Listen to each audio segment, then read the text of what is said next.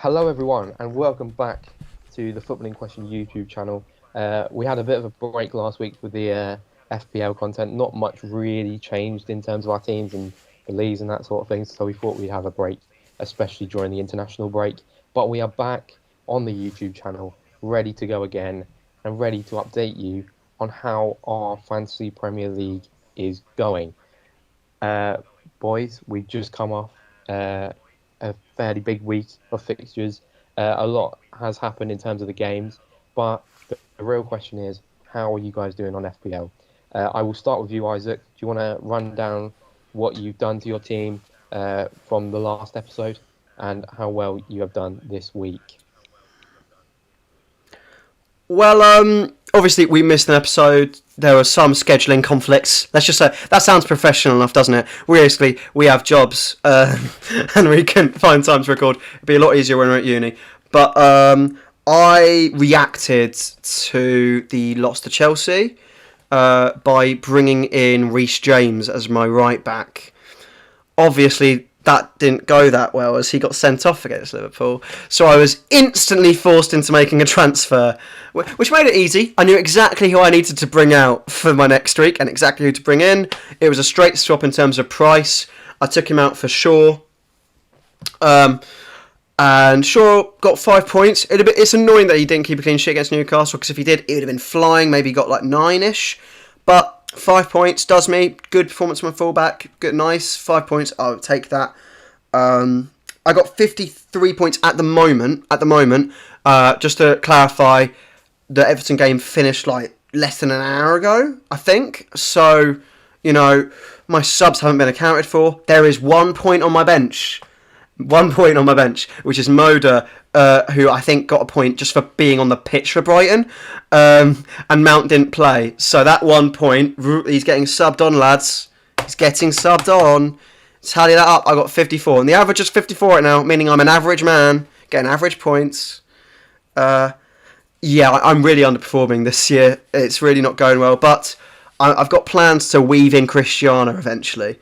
And once that man comes in, it's going to be raining points. However, I'm not the only person who's thought of that, am I? So, I had Salah in my team.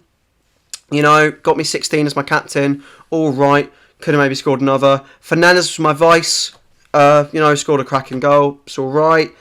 Lukaku got me 2 goals, so he got 13 points. I probably should have captained him this week, but I didn't because I figured Salah would just getting the goals, but Lukaku was really the one for me. If I captained him, he'd have got 26. That'd have been lovely, but not to be. Schmeichel on 4 points, considering they lost. Decent point tally, showing he was good in goal. Digne only getting 2. If they didn't concede to Ben Mee Everton, that would have been a nice performance from him. And Marty didn't play. That's really stuffed me up. That's down to me not taking him out, thinking about the emergence of Vestergaard really shoving him out of the team. Ivan Toney not doing it for me. Ings is just down to the fact that they were playing Chelsea. On another day, Ings would maybe get me points. Ings is going to be a reliable point scorer this season. I know that. Ivan Toney, I'm not going to lie, I am really starting to have my doubts, and I'm starting to think, do you know what? Maybe Pookie might get some. I'm joking. Pookie won't. No, Pookie's not that great. I watched him live on the weekend. Trust me, Gabriel made him look crap. Well, maybe that's because he is. Maybe that's because he is crap. But not the best of weeks for myself. I'm hoping to maybe work it round. Very much like Arsenal, it's taking me late to realise how to play it, how to figure things out.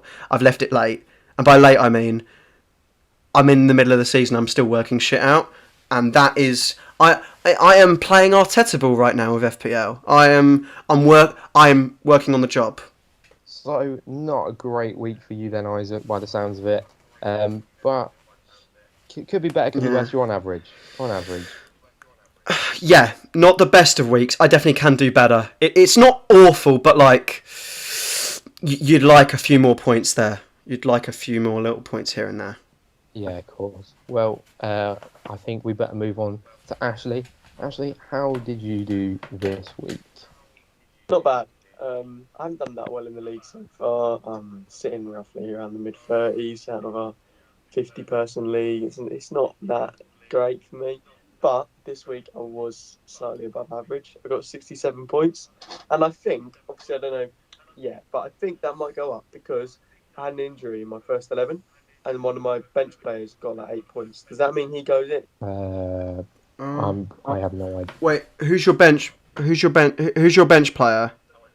Guehi for Crystal Palace. And also my other attacker is injured. I've got like 3 injuries on my bench. The only player that can go in is Guehi. How many defenders do you have on the pitch? 4. In your 11? 4. It's possible to play 5 at the back, so he probably will get subbed on. 75 points. Yeah, no, I'm happy with that. So it has pushed me up in the table a little bit, but I've still got a long way to go if I want to get anywhere near that £20 Amazon voucher that I'm not actually allowed to win. So, but I'd like to still get to the top. I did make a few changes, I think, before the international break that I don't think we talked about. Obviously, I brought in Calvert-Lewin, Ivan Toney. He wasn't really cutting it for me. But at the same time, I had to get rid of Buendia. Which is annoying because as soon as I did that, a couple of weeks ago, Ivan Toney and Buendia both scored, like the day after I took both of them out. But it's all right. We moved. My team's doing all right. Lukaku did well, obviously. Fernandes, Salah, the usuals. I was an idiot and left Tsimikas in, but that will just that will have to do now. I need to actually start thinking about my team. I'm going to blame it on the fact that I haven't thought about my team yet. That's what I'm doing badly. Okay, over to you, Jordan. Yeah, not sure I'm a fan of those excuses there, actually. So, bit questionable, but I suppose I better move on to my team. And last week, I did okay. I got 60 points in game week 3. But, obviously, between game week 3 and game week 4, we had the end of the transfer window in the Premier League. And so I did something that you two have already done. I actually used my wild card this week, and I made a lot of changes. Only 3 players out of the team were in my team before this week. They were Sanchez in goal for Brighton, Alexander-Arnold, and so I have used my wild card, and those are the only 3 I kept. I'm telling you, I am going to be pushing on the top very, very soon. I can guarantee it. My team, I'll just run through it quickly. The starting 11 I played this week, I had Sanchez, who got 6, decent performance. Alexander-Arnold, 12, very, very good. I put Kieran Tierney in. He managed 7 points this week. Reguilon I had in, obviously Crystal Palace managing a win against Tottenham, so he only got 1. Adama Traore I put in, 3 points there. Gray in 7 points. Fernandes 8. Basuma 3. My letdown though was one Mikel Antonio, who decided he wants to get sent off this week, despite how well he's been playing. That really was a bit of a tough one to handle. But the 2 up front next to Antonio, I have Lukaku up front paired with Cristiano Ronaldo, which is formidable. There is that front, those two alone will surely be enough for me to push on towards the top. Lukaku this week getting 13 for me. I vice captained Antonio, which I was really toying between vice captain Lukaku or Antonio, and I was leaning more towards Antonio, which I shouldn't have done now. But Lukaku with 13 and Cristiano Ronaldo, my captain, 26 points this week. 26. So very, very good week for me, I would think. I don't think many people actually got more points than me in the league. I think there was a couple of 87s, 90s in there. So well done to those people. But like I said, my team is looking very, very nice, and I will be pushing on. So those people above me, you better watch out, honestly. But it also puts me in a position where I am currently top of the footballing question, as in us 3. I am currently in the highest position, which technically means as of game week 4, I am the better fantasy league player. Isaac, you were higher up for a while. Disappointed? Let's just say I've been living off that week one bench boost for a while. It's been carrying me on. Smikas was my love child for a little while. He was carrying me on my back, and as soon as Robertson came in, I was like, oh god, I smell trouble. I'm gonna have to start to make transfers, and oh no, I'm regretting using my wild card so early because I didn't see Ronaldo signing. If I knew Ronaldo was going to sign on deadline day, I'd have gone, look, Isaac, wait for deadline day. It's okay, because if I knew he'd be in my team right now. Oh. So yeah, if I knew this person would score, he would have gone in my team.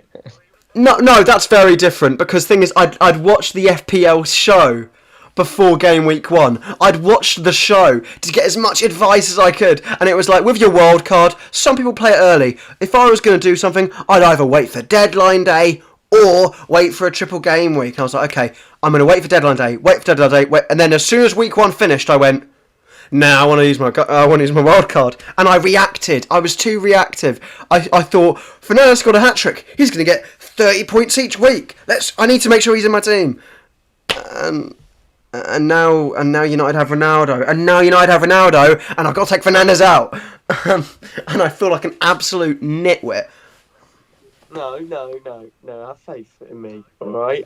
Mine will slowly build up. Yeah, we're building a mountain with a layer of paint at a time. Okay, we're slowly getting there, and I will be at the top one.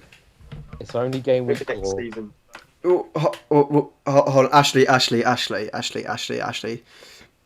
Let's be realistic here. Okay, this is me and Jordan right here. 20 points behind you. All right, that's not a massive gap, mate. Yeah, you want to watch yourself. The gap's going to get bigger over time. Look. I was talking to you before the podcast, and you said you had Alan in your team. That's not getting you anywhere, mate. Alan and Kante. This man's FPL knowledge is. Right, he's like 4.5 million. Yeah. Look, listeners, do you hear this? No, look, it's number 10s and wingers. That's how your midfield works. I'm talking Smith Rowe, Mount. I'm talking Salah, Fernandes, wingers and cams only. This man's chucking DMs in his midfield going, oh yeah, Kante's going to drop a man-of-the-match hat-trick. Yeah. Like, no. None of that. I will overtake. You've got to remember, it's only game week 4. It got heated a bit there. I think we have a YouTube title right there. It gets heated. It's another Mason. This is the new Mason Mount. This one. I just wanted to touch on the fact that right now, top of the table, Trent Boys FC. Well done, Trent Boys FC, for being top game week 4. So let's hope for your sake, that you continue that, because us boys are coming for him. We are coming for him eventually, maybe, hopefully.